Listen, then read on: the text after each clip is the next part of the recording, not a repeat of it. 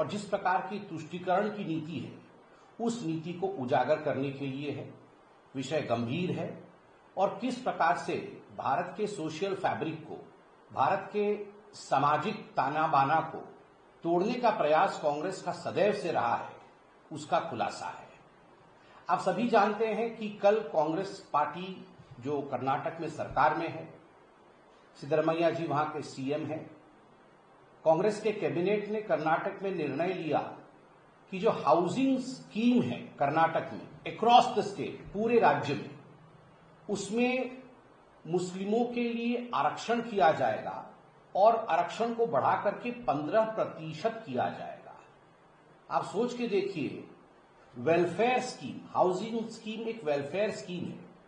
इस welfare scheme में धार्मिक एंगल जोड़ा गया है और उस धार्मिक एंगल के अंतर्गत मुसलमानों के लिए for the Muslims there would be 15% reservation. इसमें कोई दो मत नहीं है कि शॉर्ट टर्म पॉलिटिकल बेनिफिट के लिए कांग्रेस पार्टी हमेशा एक लॉन्ग टर्म डिजास्टर को इनवाइट करती है। आपको जान के आश्चर्य होगा कि कल यह जो कैबिनेट का निर्णय हुआ है कर्नाटक में, उसमें कैबिनेट मिनिस्टर जमीर अहमद खान, उनकी यह प्रस्तावना थी कि मुसलमानों के लिए आरक्षण हाउसिंग स्कीम में, चाहे वो अर्बन हाउसिंग स्कीम हो चाहे वो रूरल हाउसिंग स्कीम हो, उसे बढ़ा करके 15% कर दिया जाए। और कैबिनेट ने उसे सिद्धरमैया जी के अगुवाई में उसमें हामी भरी है, उसे स्वीकार किया है।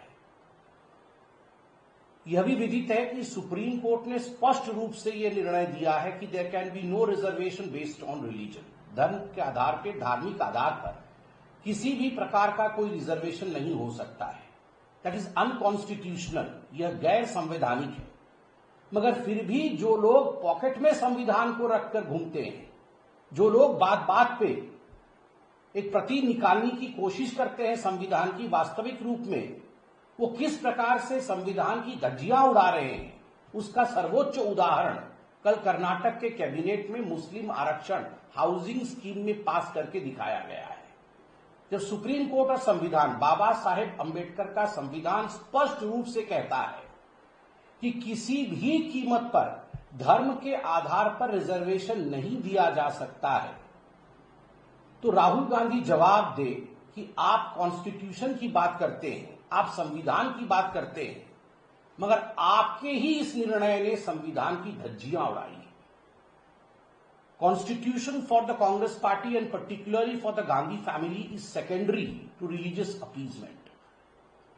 गांधी परिवार के लिए और राहुल गांधी के लिए जो रिलीजियस अपीजमेंट है वो सर्वोपरि है और संविधान उसके परे ही आता है।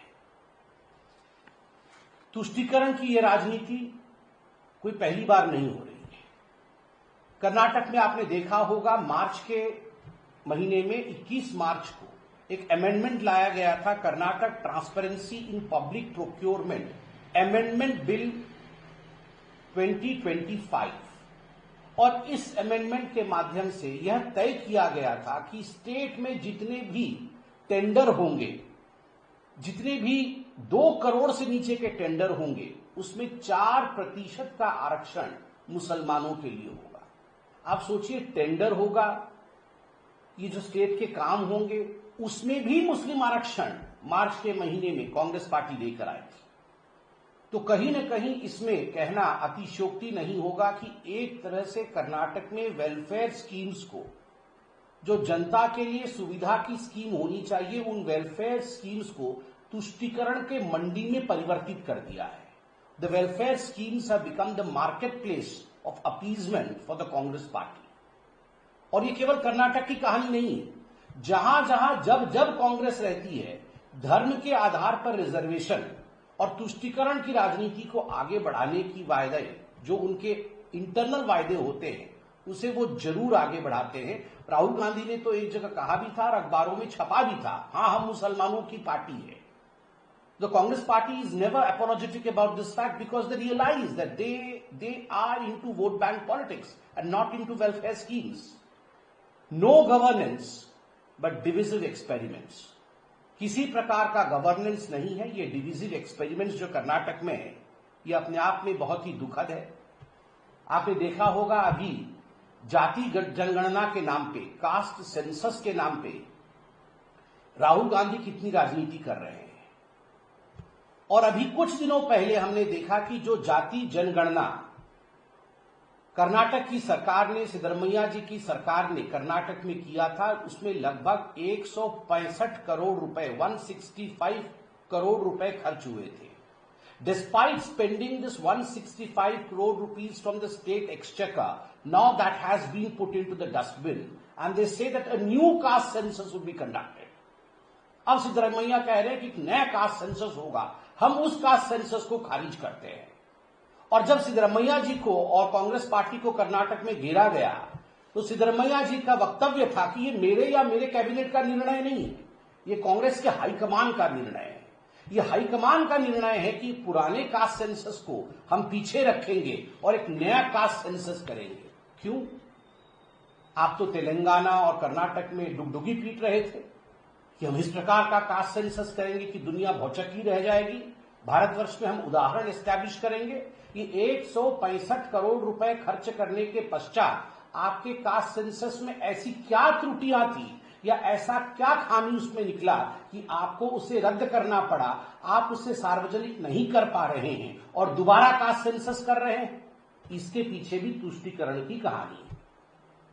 ये जो हाउसिंग स्कीम, ये जो आपके टेंडर में रिजर्वेशन और अब ये जाति जनगणना में भी, ये हर जगह द बैकबोन इज अपीजमेंट, हर जगह तुष्टीकरण है। तभी आज कास्ट सेंसस कर्नाटक सरकार रिलीज नहीं कर पा रही है और खुद कर्नाटक सरकार के जो अंदर के लोग हैं वो इसके खिलाफ आवाज उठा रहे हैं। ये जो यू टर्न हुआ है, लीक्स रिपोर्ट भी है, जो रिपोर्ट हुई थी उनकी लीक्ड वर्जन्स भी हमारे पास है। उसमें क्या हुआ है, बड़ी दिलचस्प बात है। 2015 में जो सेंसस हुआ था उसमें मुसलमानों की संख्या कर्नाटक में 12.6% के लगभग था। उसके बाद जो नया सेंसस हुआ है, उस नए सेंसस में इस संख्या में बहुत बड़े इजाफा को देखा गया है। 12.6% से बढ़कर के वो लगभग 18.08% हुआ है। आप सोच के देखिए इतना बड़ा जंप कैसे हो सकता है। तो 12.6% से 18.08% ये लीक रिपोर्ट बताती है, ये मुसलमानों का जो जनगणना हुआ है उसमें ये कास्ट सेंसस में आ रहा है। और जितने भी मुसलमान के जाति हैं उनको सिद्धरमैया जी की सरकार ने रिजर्वेशन के अंतर्गत श्रेणी 2B में दाखिल किया है, 2B।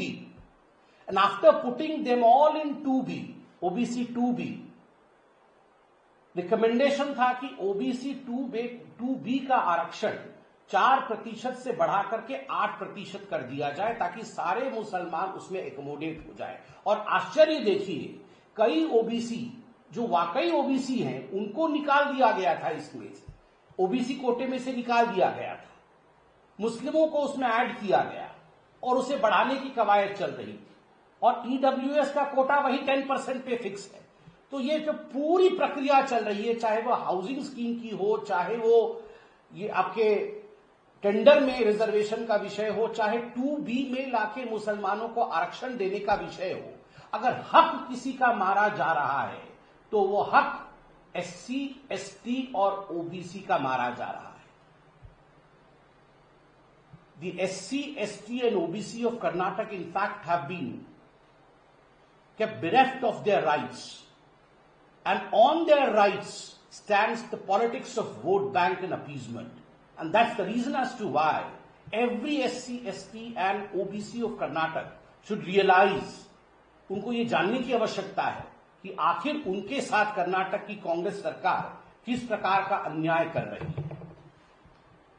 लीक रिपोर्ट के हिसाब से जो कास्ट सेंसस किया था, वो कलिंगा समाज और लिंगायत समाज ये कर्नाटक के बहुत बड़े समाज हैं। इनका एक बहुत बड़ा कंट्रीब्यूशन रहता है कर्नाटक में डेवलपमेंट के लिए और सामाजिक न्याय के लिए। और आप देखिए, शायद इन्हीं कारणों से जाति जनगणना को कर्नाटक की सरकार ने अब पीछे हटा दिया है, क्योंकि जो लीक रिपोर्ट से उसमें दिखाया गया है कि वीर शैव लिंगायत जो पहले की रिपोर्ट में लगभग 18 से 22% थे, इस बार के रिपोर्ट में घट करके 11% हो गए। 9 पूर्व चीफ मिनिस्टर रहे हैं लिंगायत समाज के. 9 former chief ministers belong to the Lingayat community. That is the importance of this community. They were previously 18 to 22%, and the leak report show that the present percentage approximately has come down to 11%. Similarly, as far as the Vukkalinga community is concerned, पुराने census के अनुसार Mysuru reason इत्यादि को मिलाकर के लगभग 16% उनकी जनसंख्या थी. अब के रिपोर्ट में जो लीक रिपोर्ट है उसमें उसे घटा करके 10.29% कर दिया गया है. 10.29%. 7 पूर्व सीएम, 7 फॉर्मर सीएम रहे हैं वो कलिंगा कम्युनिटी से. तो मुस्लिम तुष्टिकरण के कारण ये जो वीर शैव लिंगायत और वो कलिंगा कम्युनिटी के साथ अन्याय किया गया है, इसी के कारण से कहीं ना कहीं कांग्रेस को ये महसूस हो रहा है कि उन्हीं का कास्ट सेंसस कहीं ऐसा ना हो कि उन्हीं को जख्म देकर जाए. तभी 165 करोड़ खर्च करने के बावजूद उसे रद्द किया जा रहा है और दोबारा कास्ट सेंसस की बात की जा रही है, जबकि सेंटर खुद ही कास्ट सेंसस कर रही है.